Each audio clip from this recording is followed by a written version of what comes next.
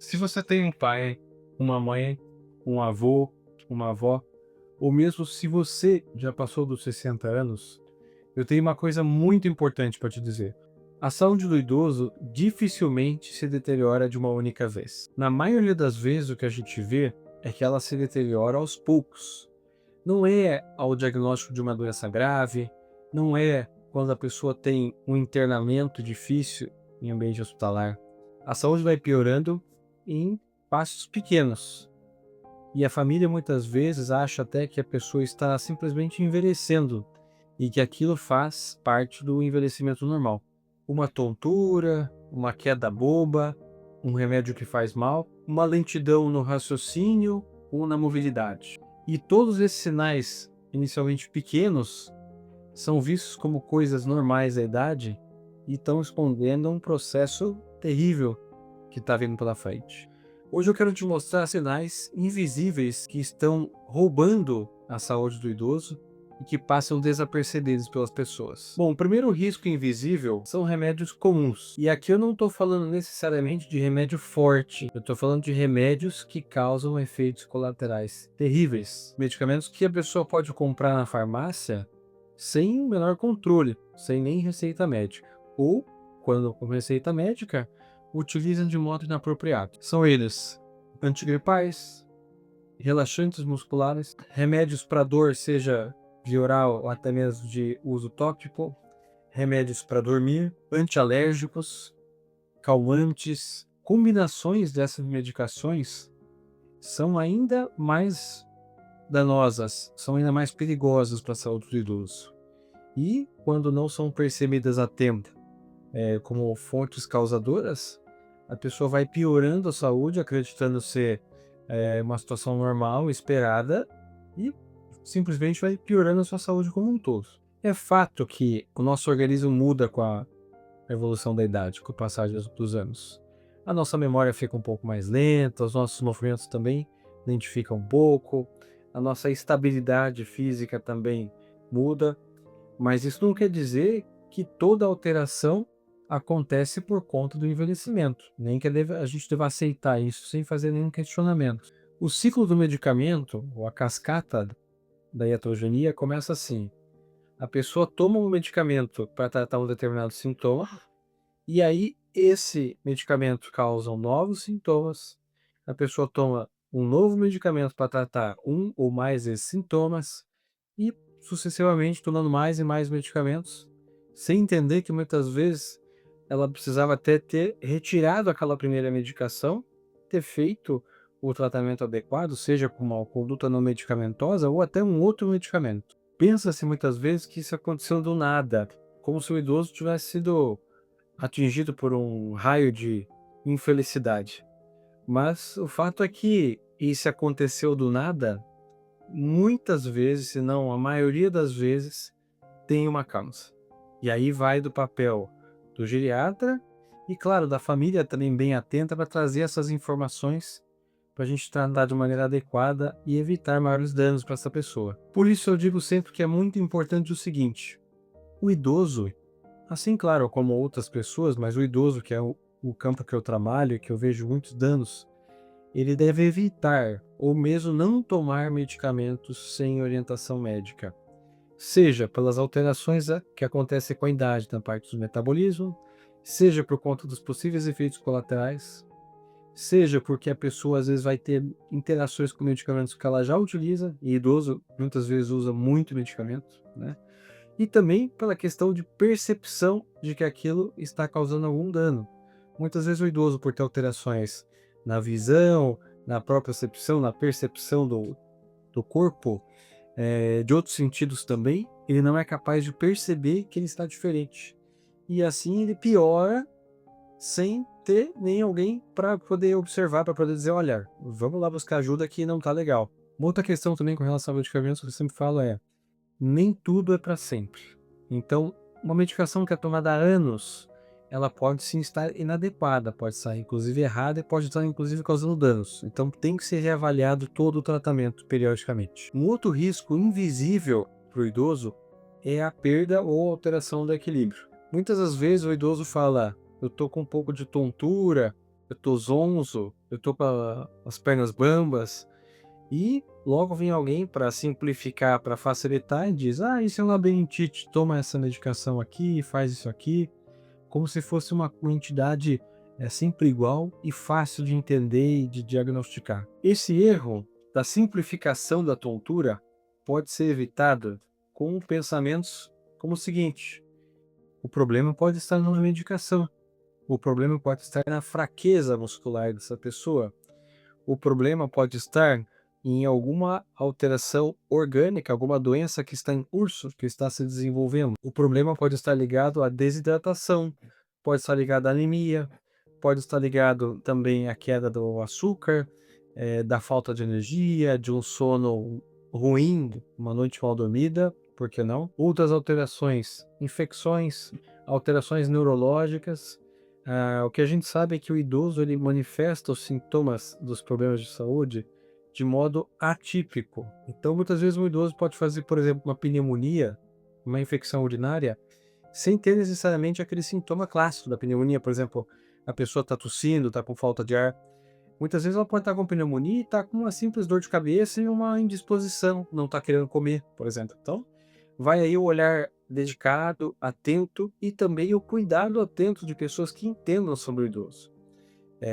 Não estou aqui querendo dizer que a gente é melhor que ninguém, mas como a gente lida todo dia com isso, eu vejo idosos todos os dias, então a minha percepção, a minha sensibilidade para essas alterações para a pessoa idosa, obviamente vai ser diferente do que outros profissionais. O terceiro risco invisível, que é extremamente importante, é relacionado a esse problema tão comum, infelizmente, uma doença tão incapacitante, que é a doença de Parkinson. Para quem não conhece, a doença de Parkinson é uma doença que ela altera basicamente três fatores. Ela deixa a pessoa mais lenta, ela deixa a pessoa com tremores, tremor de repouso, então a hora que está parado, geralmente assimétrico, né? De um lado treme mais que o outro, né? E ela também faz com que a pessoa tenha muita rigidez. Então, isso também faz com que a pessoa possa ter, por exemplo, quedas. Outras alterações, passos mais curtos, dificuldades de deglutir. A pessoa também pode ter mais infecções por conta disso, problemas circulatórios, a perda de massa muscular por conta até mesmo da imobilidade, as alterações de pele por conta de ficar muito tempo deitado, sentado, também pode começar a ter lesões, as infecções urinárias, por que não, né? Então, são diversos fatores que contribuem para a piora da qualidade de vida e até para o risco de vida dessa pessoa estar em aumento nesse momento. Falando um pouquinho mais sobre o Parkinson, uma coisa que eu escuto muitas pessoas falarem é: ah, é um tremorzinho, é normal, é assim mesmo, então não tem mais o que ser feito, não vai melhorar. Então, essa simplificação, além dela ser uma falta de empatia com a pessoa que está sofrendo, ela também é uma falta de cuidado com o que pode vir a acontecer nas complicações desses problemas de saúde, né? Então, o diagnóstico correto, o acompanhamento adequado, os exames para a gente poder excluir outras causas, isso tudo é muito complexo, não é uma coisa que a gente resolve numa conversinha de 5 minutos em cima do muro falando com o vizinho. Um outro risco aqui extremamente importante é a questão das vacinas. Chegando agora às portas do inverno, né? A gente começa a relembrar aí vacina de gripe, algumas outras vacinas que a gente pode elencar aí para os idosos. Eu sempre gosto de falar bastante da pneumonia, zoster, fazer aí, por que não, uma atualização do calendário vacinal básico, tétano, né? Essas vacinas são já vacinas muito consagradas e que reduzem muitos danos para essas pessoas, inclusive até evitam mortes, né? Então é importante que a gente lembre que a vacina também é prevenção e evitação de problemas, né? De modo muito sério, não é uma questão de sorte simplesmente, né? Aí me perguntam: ah, doutor, mas se eu vier pegar a doença mesmo assim? A tendência, isso já é comprovado pela ciência, é que a pessoa venha a ter uma doença mais leve, mais fácil de ser contornada e com menos chance de ter morbidades. Além disso, uma doença, por exemplo, uma gripe, uma pneumonia, alguma outra doença que acometa o corpo de maneira, uma inflamação muito importante, pode fazer com que o idoso perca autonomia, independência, ele perca a capacidade de se locomover, porque ele vai ficar acamado muito tempo, ele pode ter complicações neuromusculares, não vai conseguir, né, andar por conta dessa inflamação.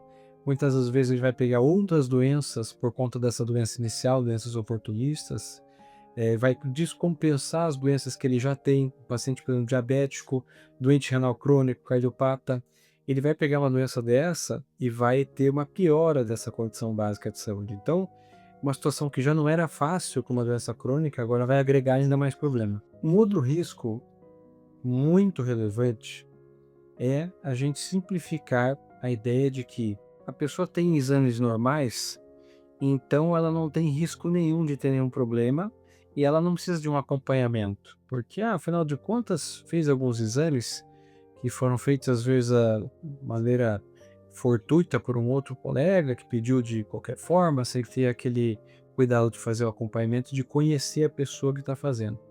Da mesma forma, eu sempre falo que eu não avalio exames de pessoas que eu não conheço e de pessoas que eu não atendi.